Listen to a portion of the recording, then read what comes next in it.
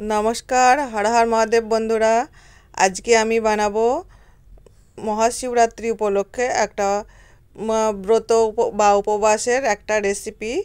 তো আমি আজকে যে রেসিপিটা বানাচ্ছি তোমরা আমার সঙ্গে দেখতে থাকো আমি কি বানাচ্ছি। দেখো, এখানে দেখে নিশ্চয়ই বুঝতে পারছো আজকের রেসিপিটা একদম ব্রত উপবাসের রেসিপি। তো তার জন্য আমি যে রেসিপিটা বানাবো তার জন্য এখানে নিয়ে নিয়েছি আমি এখানে 1.5 বাটি পরিমাণে সাবুদানা।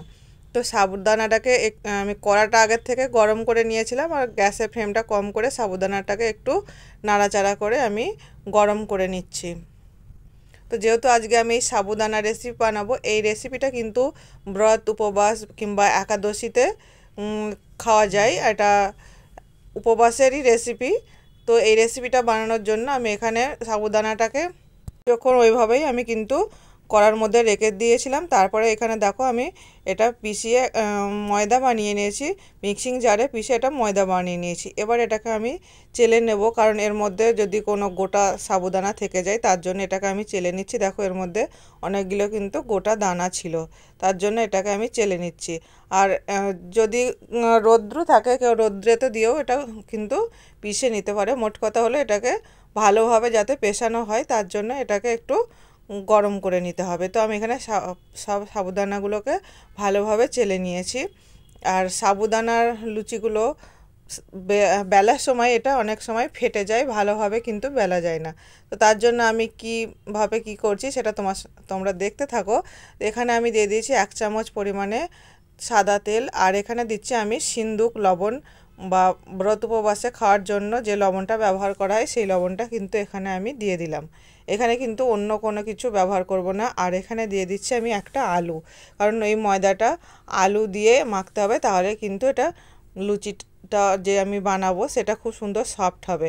আর আলুটাকে একটু ম্যাশ করে নিতে হবে, বা গ্রেটার দিয়ে একটু গ্রেট করে নিলে কিন্তু ভালো হয়, তাহলে কোনো রকমে এর ভিতর গোটা বা দানা মতো থাকে না। তো খুব বেশি আলু দেয়া যাবে না, খুব বেশি আলু হয়ে গেলে কিন্তু একটা আলুরই টেস্ট আসবে, তাহলে কিন্তু ভালো লাগবে না। অল্প পরিমাণে আলুটা দিতে হবে। তো এখানে আমি একটু অল্প অল্প করে জল দিয়ে এটা মেখে নেব। আর সাবুদানার আটাটা যেহেতু এটা শক্ত হয়, অল্প অল্প করে এটা জল দিয়ে ভালো করে এটা মাখতে হবে, নাহলে কিন্তু লুচিগুলো বেলার সময় এটা ফেটে যাবে আর লুচিটা ভালোভাবে হবে না। এই সাবুদানার কিন্তু লুচি, পরোটা সব কিছুই হয়, এটা ব্রত উপবাসে খাওয়ার জন্য খুবই ভালো। তো এখানে দেখো অল্প অল্প করে জল দিয়ে কিন্তু এটাকে আমি মেখে নিচ্ছি, আর এটা বেশ নরম করে একটু টাইম নিয়ে মাখতে হবে। দেখো মাখাটা কিন্তু আমার প্রায় এখানে হয়ে গেছে, অনেকটা নরম হয়ে গেছে। আর এটা একটু নরম নরমই মাখবো, পরে কিন্তু এটা রেখে দিলে এটা শক্ত হয়ে যাবে। তার জন্য একটু একটু নরম করে মেখে নিলাম আমি। আর আমার ভিডিওগুলো তোমাদের যদি ভালো লাগে তো চ্যানেলটিকে সাবস্ক্রাইব করবে, ভিডিওটিকে একটা লাইক দেবে, আর আমার পাশে থাকবে। আর ভিডিওগুলো সব বন্ধুদের সঙ্গে খুব বেশি বেশি করে শেয়ার করবে, আর আমার ফেসবুক পেজটাকেও অবশ্যই ফলো করবে। চলো তাহলে আটাটা আমার মাখা হয়ে গেছে, এবার একটা ঢাকা দিয়ে আমি এটা কিছুক্ষণ রেখে দেবো। এবার আমরা বানাবো ব্রত উপবাসের জন্য সবজি। তো সবজিটা বানানোর জন্য এখানে আমি কড়াইতে দিয়ে দিয়েছি সাদা তেল, গোটা জিরে আর তেজপাতা, আর ফোড়নে দিয়ে দিলাম একটা শুকনো লঙ্কা, আর এতে দিয়ে দেবো আরও কিছু কাঁচা লঙ্কা চেঁড়া। তো এক চুটকি পরিমাণে হিং, আর দিয়ে দিচ্ছি একটু গ্রেট করে রাখা আদা।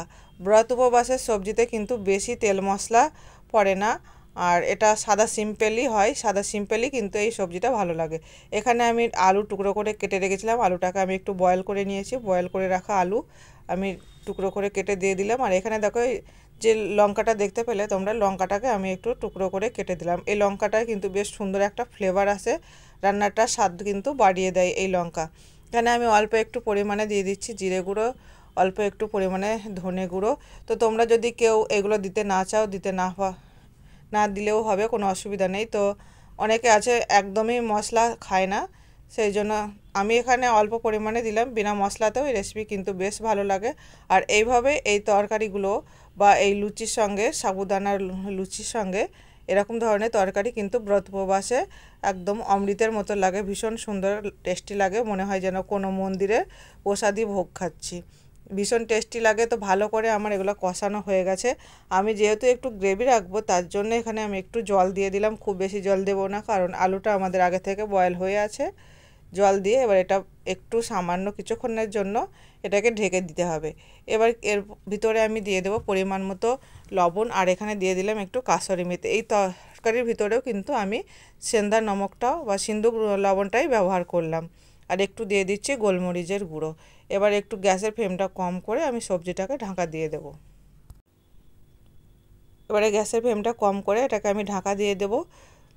আর দেখো এখানে সবজিটা কিন্তু প্রায় হয়ে এসছে, ঢাকাটা আমি তুলে নিলাম, সবজিটা প্রায় হয়ে এসছে। আমি একটু এখানে গ্রেভিটা রেখে দেবো, কারণ আলুতে এটা গ্রেভিটা পরে টেনে নেয়, একদম শুকনো শুকনো হলে কিন্তু ভালো লাগবে না, তার জন্য অল্প একটু গ্রেভি আমি এখানে রেখে দেবো। এবারে একটু সামান্য একটু পরিমাণে ঘি দিয়ে সবজিটা নামিয়ে নেব, তাহলে আমাদের ব্রত উপবাসের সবজি রেডি হয়ে যাবে। আমি এখানে কোনো রকম গুঁড়ো লঙ্কা কিংবা এখানে 1 চামচ পরিমাণে ঘি দিয়ে দিলাম, কোনো রকম গুঁড়ো লঙ্কা কিংবা হলুদ কিচ্ছু কিন্তু ব্যবহার করিনি। সবজিটার কালার দেখে হয়তো মনে হচ্ছে যে হলুদের ব্যবহার করা হয়েছে, হয়তো ক্যামেরাতে কালারটা এরকম লাগছে, কিন্তু এখানে কোনো রকম হলুদ বা গুঁড়ো লঙ্কার কিচ্ছু ব্যবহার আমি এখানে করিনি। এবার একটুখানি ঢেকে দিলাম, গ্যাসটা অফ করে। আমাদের সবজি কিন্তু রেডি হয়ে গেছে। আর দেখো আটাটাও কিন্তু আমাদের এদিকে রেডি। আর একটু হালকা করে হাত দিয়ে একটুখানি চটকিয়ে নিলাম। এবার ছোট ছোট করে যে লুচির লেচি বানানো হয়, একটু ছোট ছোট করে লেচিগুলোকে বানিয়ে নেব। এখানে ছোট ছোট করে লেচিগুলোকে আমি বানিয়ে রেডি করে নেব। আর এই সবজিটা কিন্তু তোমরা চাইলে পুরোপুরি কিন্তু ঘি দিয়েও বানিয়ে নিতে পারো। পুরোপুরি ঘি দিয়ে বানালে এর টেস্টটা আরও ভীষণ ভালো হবে। তো আমি অল্প পরিমাণে এখানে ঘিয়ের ব্যবহার করলাম। আমি তেল আর ঘি অল্প অল্প পরিমাণে এখানে কিন্তু ব্যবহার করেছি। দেখো এখানে লেচিগুলো কিন্তু আমি বানিয়ে নিয়েছি। এবার এগুলোকে আমি এক এক করে বেলে নেব। হালকা করে একটু লেচিতে আমি একটু তেল লাগিয়ে নিলাম, আর হালকা চাপ দিয়ে প্রেসার দিয়ে এটাকে বেলতে হবে। দেখো কিনারগুলো একটু একটু ফেটে যাচ্ছে, এতে কোনো অসুবিধা নেই।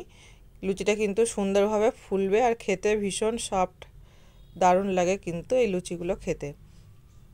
এক এক করে আমি এইভাবে বেলে নেব, হালকা হাতে এগুলোকে বেলতে হবে তেল লাগিয়ে।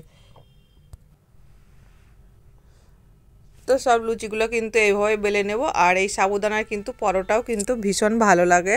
তো আজকে আমি স্রেফ লুচি বানাবো, পরোটা রেসিপি যদি তোমরা দেখতে চাও তো অন্য কোনো দিন কিন্তু আমি দেখিয়ে দেব কিভাবে বানাই আর কীভাবে বানালে এটা ভালো লাগে খেতে। সবগুলো কিন্তু এখানে আমার বানানো হয়ে গেছে।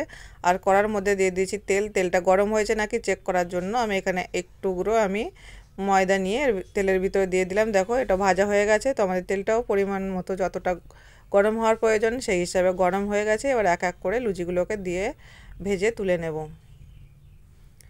এগুলো যেহেতু একটু নরম হয় তো সঙ্গে সঙ্গে এটা নাড়ালে হবে না, আস্তে আস্তে এর মধ্যে হতে টাইম দিতে হবে। দেখো সুন্দর বেশ ফুলে এটা হয়ে যাবে।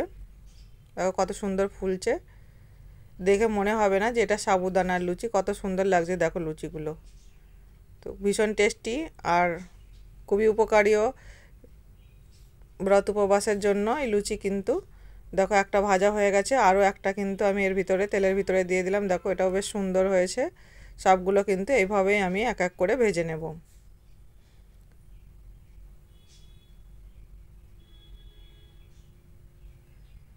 লুচির শেপটা হয়তো একটু ঠিক না হতে পারে, কিন্তু লুচিগুলো সুন্দর ফুলছে। তো দেখা হবে বন্ধুরা। সব লুচিগুলো এখানে কিন্তু আমার ভাজা হয়ে গেছে বন্ধুরা।